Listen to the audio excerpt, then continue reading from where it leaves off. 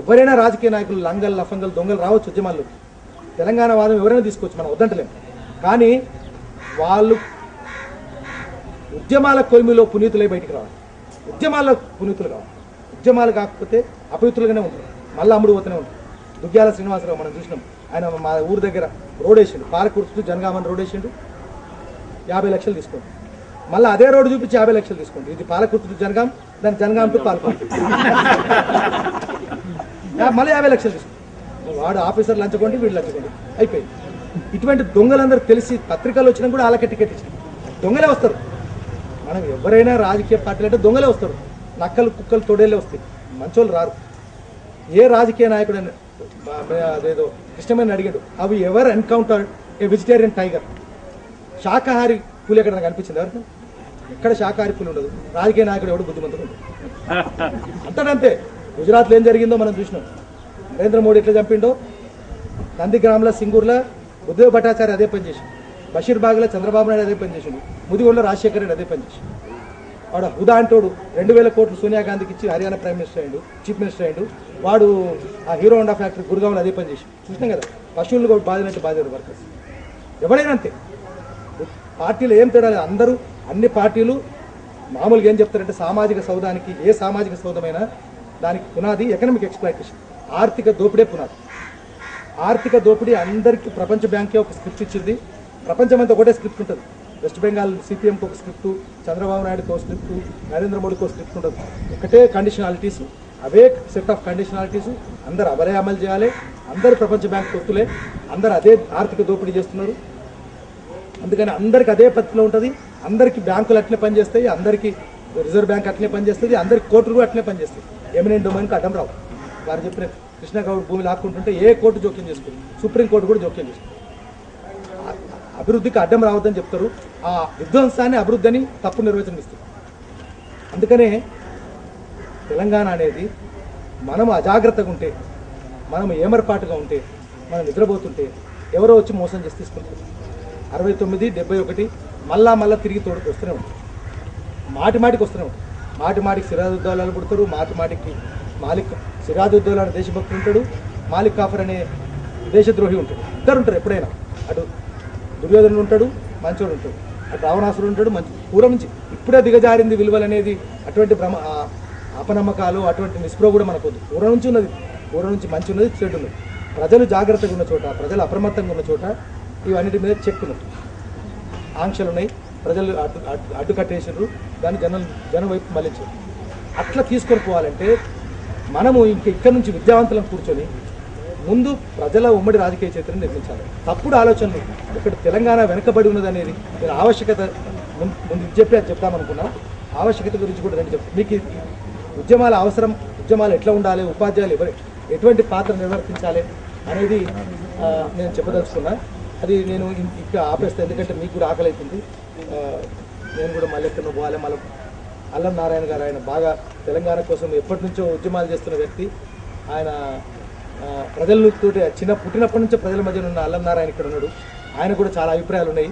ఆయన కొన్ని విషయాలు నాతో ఏకీభవించవచ్చు, కొన్ని విషయాలు ఏకీభవించకపోవచ్చు.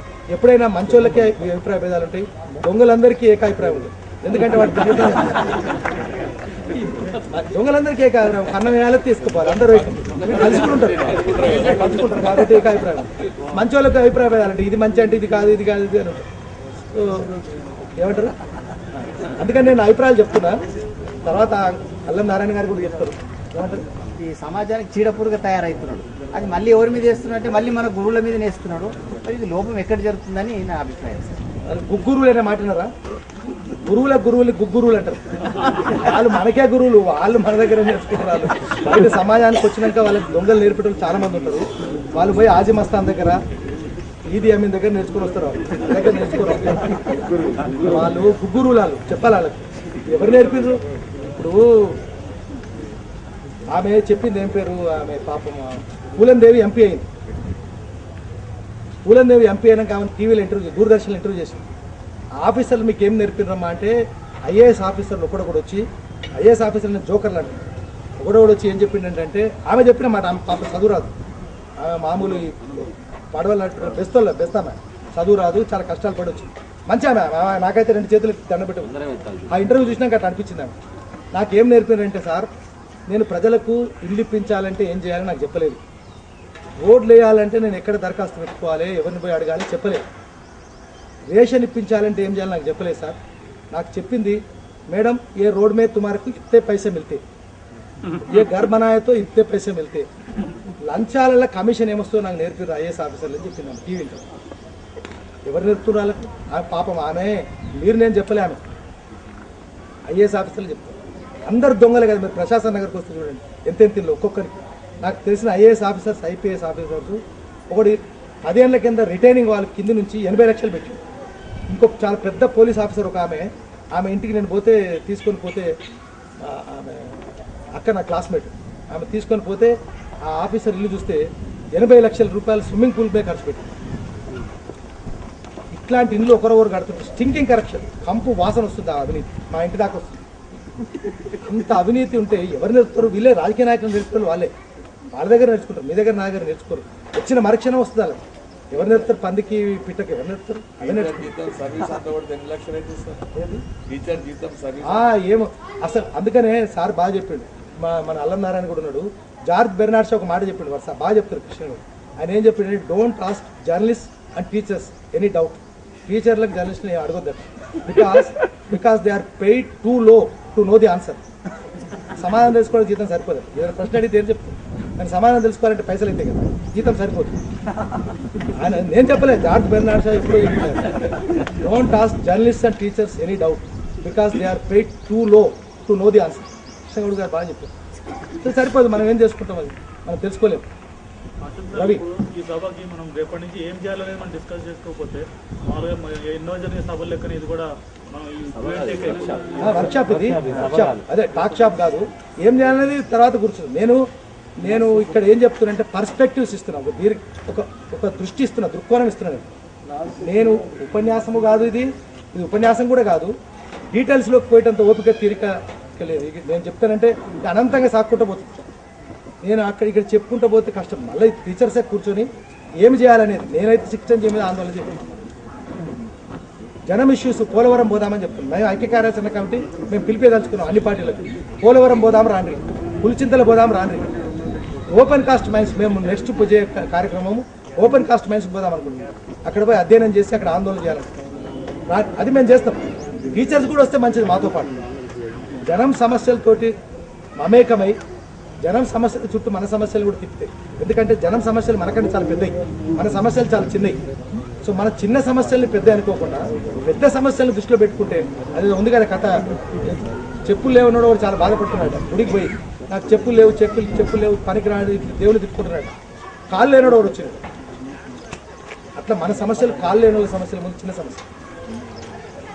ఆ సమస్యలతోటి మనం మమేకం కావాలి. ప్రజాబాహుల్యం సమస్యలతోటి మమేకం, దాని చుట్టూ తిప్పుకోవాలి. ఎలక్షన్లో ఎవరు చేసుకునే వాళ్ళు చేసుకుంటారు, మాకు సంబంధం లేదు. ఎవరు ఎటన్నా పోనీయండి, ఏమైనా చేసుకుంటారు. మనకు మాత్రము మనము విద్యావంతులంగా, ఉపాధ్యాయులంగా ప్రజల చుట్టూ తిరగాలి. మన సమస్యలు కూడా ప్రజల సమస్యలు చూసుకోవాలి. ప్రజల సమస్యలు అన్ని పరిష్కారం అయితే మన సమస్యలు ఆటోమేటిక్గా పరిష్కారం. మన సమస్యలు అంటే ప్రత్యేకంగా ఉంటే ఎక్కువ సమస్యలు ప్రజల సమస్యల నుంచి పుట్టింది. అక్కడ నిర్లిప్తత ఉంటే, అక్కడ మౌనం ఉంటే, silence is connivance, silence is betrayal. మౌనం కుమ్మక్కు, మౌనం ద్రోహం కూడా. మన మౌనం మంచిది కాదు. నాకు ఉపాధ్యాయుల మౌనము చాలా బిగ్గరగా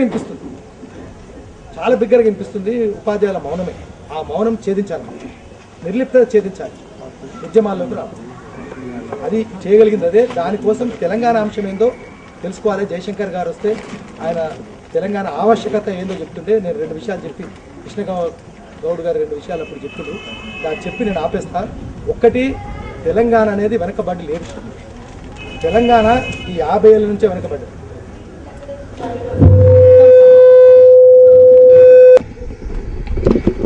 ఆయన ఎవరు అన్నాడు మొన్న, ఆయన ఈ దద్దమ్మలు అన్నాడు కదా, ఎవరు మంత్రి, మాజీ మంత్రి, తెలుగుదేశం ఆయన కలెక్టర్లను, Ashok Gajapathiraju. Telangana suffers irreversible minority. ఎంత చేసినా మారదు. మీకు తెలుసు కదా, ఇక్కడ పొలిటికల్ సైన్స్ టీచర్స్ కూడా ఉండొచ్చు. In democracy only heads are counted, no brains, no hearts. ఎవరు గుండెలు లెక్క పెట్టరు, ఎవరు మెదళ్ళు లెక్క పెట్టరు, చేతులు లెక్క పెడతారు. ఆ చేతులకు తెలుసు కదా, తాయిలను చూపిస్తే చాలు, నోట్లు చూపిస్తే చాలు. అందుకని వానికి 2/3 మెజారిటీ, మనకు 1/3. మెజారిటీ ఉన్నప్పుడు అన్ని నదులు అక్కడికే పారుతాయి, అన్ని కాలువలు అక్కడికే పోతాయి, అన్ని రోడ్లు అక్కడికే పోతాయి. అందుకనే నిధులు మళ్లించేటోడొకడు, నదులు మళ్లించేటోడొకడు. అది మీరు వినుంటారు కదా, అదేంటి కాలువలు మళ్లించిన తాతారావులు, కరెంటు తీగలు మళ్లించిన తాతారావులు, కాలువలు మళ్లించిన కేఎల్ రావులు, నిధులు మళ్లించిన చంద్రబాబు నాయుడులు, నదులు మళ్లిస్తున్న రాజశేఖర రెడ్లు, మన ఆలోచనలు మళ్లిస్తున్న రామోజీరావులు, జగన్మోహన్ రెడ్లు. థాట్ పోలీసింగ్ అంటారు, మన ఆలోచనలు మళ్లించుకుంటూ తీసుకొని పోతాం. మనం కూడా మంచి ఏదో చెడు తెలియదు. వలసవాదం అంటే ఏంటంటే, వలసవాదం ఒక దేశం సంపదను ఇంకో దేశస్తుడు పరిపాలించేవాడు వచ్చి తరలించుకొని తీసుకొని పోవడం, కాలనైజేషన్. అంతర్గత వలసవాదం పక్కోడు వచ్చి తీసుకొని పోవడం. వాడు తేమ్స్ నది గోదావరిని తీసుకుపోలే, కానీ కృష్ణా డెల్టాకి తీసుకొని పోతున్నారు, గోదావరిని తీసుకుపోతున్నారు. ఒక గోదావరి జలాల్ని కృష్ణానదికి, కృష్ణా బేసిన్కు, కృష్ణా బేసిన్ నీటిని పెన్నా బేసిన్కు పట్టపగలు జరుగుతున్న దోపిడీ ఇది.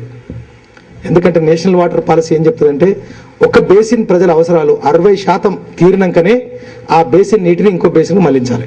అంటే తాగునీటి అవసరాలు, మంచినీరు అందాం, తాగునీరు అనేది ఇంగ్లీష్ నుంచి వచ్చిన అనువాదం. అది డ్రింకింగ్ వాటర్ అనేది అది తెలుగు భాష కాదు, అది మంచినీళ్ళు. మంచినీళ్ళు అంటే తాగడానికి పనికొచ్చింది, మంచి నూనె తినడానికి పనికొచ్చింది. అది ఇంగ్లీష్ నుంచి గుడ్డిగా ట్రాన్స్లేట్ చేయడం వల్ల అట్లా వచ్చినట్టుంది మాకు. మంచినీటి అవసరాలు, వ్యవసాయ అవసరాలు, ఇతర అవసరాలు 60% ఆ బేసిన్లు తీరాలి. పోలవరం కడితే కూడా గోదావరి బేసిన్ అవసరాలు, అంటే ఆంధ్రతో కలుపుకుంటే కూడా బేసిన్ అంతా ఒకటే అనుకుందాం, ఆంధ్ర తెలంగాణ అంతా కలిసి అంత కలిపి పోలవరం కట్టినాక కూడా తెలంగాణలో 200 లక్షల మందిని నిరాశ్రయం చేసినాక కూడా గోదావరి ప్రజల, ఆ బేసిన్ ప్రజల అవసరాలు 30% తీరుతాయి, 60% కాదు. అప్పుడే ఆ నీళ్ళని తీసుకుపోయి కృష్ణా బేసిన్ నీళ్ళు పెన్నా బేసిన్కు. ఇంత పట్టపగలు జరుగుతుంటే ఢిల్లీలో ఉన్న వాజ్పేయి ప్రభుత్వం కానివ్వండి, సోనియా గాంధీ ప్రభుత్వం కానివ్వండి, సోనియానే ప్రధానమంత్రి నా దృష్టిలో. ఆయన మన్మోహన్ సింగ్ ఆయన జోకర్, ఆయన గుమస్తాలు ఎక్కడ కూర్చున్నాడు, ఆయనకి ఏం లేవు, అధికారాలు ఏమి లేవు. ఆ ప్రభుత్వమైనా ఈ ప్రభుత్వమైనా ఇన్ని అన్యాయాలు జరుగుతుంటే ధృతరాష్ట్రం లెక్క కూర్చున్నారు, స్పందన కూడా లేదు. ఆ ధృతరాష్ట్రానికి కానీ తప్పనిపించిందేమో కానీ ఆయన కళ్ళు కనిపించలే, వీళ్ళకి చెవులు కూడా వినిపించవు. ఎట్లా ఆమెకు భాష కూడా రాదు కాబట్టి పత్రికల్లో ఏమొస్తుందో ఢిల్లీలో వాళ్ళకి తెలియదు. ఇన్ని పట్టపగల అన్యాయాలు జరుగుతున్నాయి. బేసిన్ నుంచి బేసిన్ నేషనల్ వాటర్ పాలసీని వైలేట్ చేసి, సహజ న్యాయ సూత్రాన్ని, ప్రిన్సిపల్స్ ఆఫ్ న్యాచురల్ జస్టిస్ని వైలేట్ చేసి చేస్తుంటే ఎవరు స్పందన లేదు, ఎవరు మాట్లాడటం లేరు. ఇన్ని చట్టాలు అమలు కాకపోయినా, పెద్ద మనుషుల ఏది కాకపోయినా ఢిల్లీ ప్రభుత్వానికి పట్టలేదు, ఏ ప్రభుత్వాలకు పట్టలేదు. అందుకనే తెలంగాణ అవసరం ఎందుకుందంటే, తెలంగాణలో స్వపరిపాలన లేదు, తెలంగాణలో ప్రాంతీయ ప్రజాస్వామ్యం రాలే. మన దగ్గర రిపబ్లికన్ పార్టీలు, రిపబ్లికన్ డేలు, ఇండిపెండెన్స్ డేలు చేసుకోవడం వృధా. ఎందుకంటే రాజ్యాంగం అనేది రాజశేఖర రెడ్డికి, రామోజీరావుకు, చంద్రబాబు నాయుడుకు భారత రాజ్యాంగం బాత్రూమ్ పేపర్ వాళ్ళకు ఎక్కడ అమలు కాదు. దానికి ఆ బాత్రూమ్ పేపర్కి ఇచ్చిన గౌరవం కూడా ఇవ్వరు. అందుకనే భారతదేశంలో తెలంగాణలో ప్రజాస్వామ్యం లేదు, తెలంగాణలో స్వపరిపాలన లేదు. అందుకనే రీజనల్ డెమోక్రసీ, సెల్ఫ్ రూల్, అవి రెండు రావాలంటే ఆంధ్ర దోపిడీ నుంచి ముక్తి పొందాలి. 5 రకాల నేరాలు ఆంధ్ర వాళ్ళు చేస్తున్నారు. ఒకటి వివక్ష, తెలంగాణ మీద వివక్ష, అణచివేత, పరాయి పాలన, దోపిడీ, అవమానాలు. ఈ 5 రకాల ఘోరమైన నేరాలు చేసే 4 నేరస్తులు. వాడు ఒకటి ఆంధ్ర వలసవాది, ఇక్కడి నుంచి సంపదను తీసుకొని పోయేటోడు. రెండవది ఇన్ని ఘోరాలు జరుగుతుంటే మౌనంగా కూర్చునే తెలంగాణ బ్రోకర్లు. వాడు ఏ పార్టీలోనే కావచ్చు, కాంగ్రెస్ కావచ్చు, టీడీపీ కావచ్చు, బీజేపీ కావచ్చు, బీఎస్పీ కావచ్చు, టీఆర్ఎస్ కావచ్చు, అన్ని పార్టీలు. ఇవి తెలియ, ఈ విషయాలన్నీ తెలియ ఎమ్మెల్యేలకు, ఎంపీలకు. ఒక్కడెందుకు మాట్లాడు? ఒక్కడంటే ఒక్కడు మాట్లాడు. ఒక్క ఎమ్మెల్యే 107 మందిలో ఒక్కడు ఎమ్మెల్యే నోరు తెరవాడు.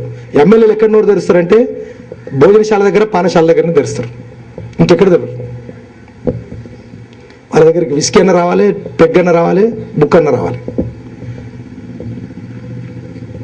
ఎమ్మెల్యేలు మాట్లాడరు, వీళ్ళు బ్రోకర్లు. ఎమ్మెల్యేలు, ఎంపీలు, ప్రజాప్రతినిధులు అందరూ అన్ని పార్టీలు. వీళ్ళ నుంచి తెలంగాణ ముక్తి పొందాలి. మూడవది,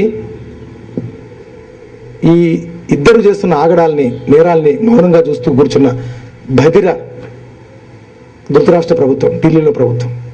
నాలుగవది, ఈ దొంగలకు మద్దతు ఇస్తున్న ప్రపంచ బ్యాంకు. ఈ 4 నేరస్తుల నుంచి వీళ్ళు చేసే 5 ఘోరమైన నేరాల నుంచి తెలంగాణ విముక్తి పొందాలి. అందుకోసమే తెలంగాణ రాష్ట్రం.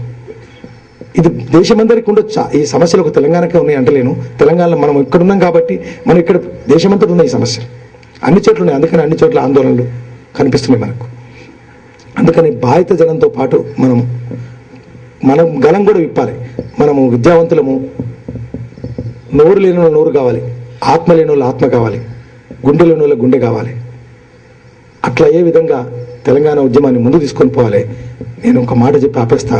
మనం అందరం తెలంగాణ ప్రజల ఉమ్మడి రాజకీయ చైతన్యం నిర్మించాలి. అది పునాదిగా ఉద్యమం చేయాలి. ఆ ఉద్యమం శ్రమజీవుల నాయకత్వంలో సాగాలి. నేను కూడా శ్రమజీవిని కాదు, నాకు కూడా అర్హత లేదు, నాకు మోరల్ అథారిటీ లేదు. నేను శ్రమజీవిని కాదు కాబట్టి నేను కూడా ఉద్యమానికి నాయకత్వం వహించే అర్హత, నైతిక అర్హత నాకుందని నేను అనుకుంటాను. నేను కూడా వెనక ఆ గోషిగాళ్ళు గొంగడిగాళ్ళు నాయకత్వం వహిస్తుంటే వాళ్ళ వెనుక నేను కూడా వినయంగా జై అనుకుంటూ క్లాటి పట్టుకుంటూ సైనికుల్లాగా నడవాలి. అప్పుడే తెలంగాణ అనేది అంగట్ల సరుకు కాకుండా ఉంటుంది. కమాడిఫికేషన్ అంటే అంగట్ల వస్తువుగా మార్చడం. ప్రతిదీ కమాడిఫికేషన్. విద్య కమాడిఫికేషన్ ఆఫ్ ఎడ్యుకేషన్, కమాడిఫికేషన్ ఆఫ్ హెల్త్. మనం చూస్తున్నాం కదా, కార్పొరేట్ హాస్పిటల్ వచ్చినాయి, ₹1,00,00,000. ఇంతకుముందు చెప్పాడు మీకు తెలిసే లేదు, ISBలో చేరాలంటే జీతం కోటే, ఫీజు కూడా ₹1,00,00,000.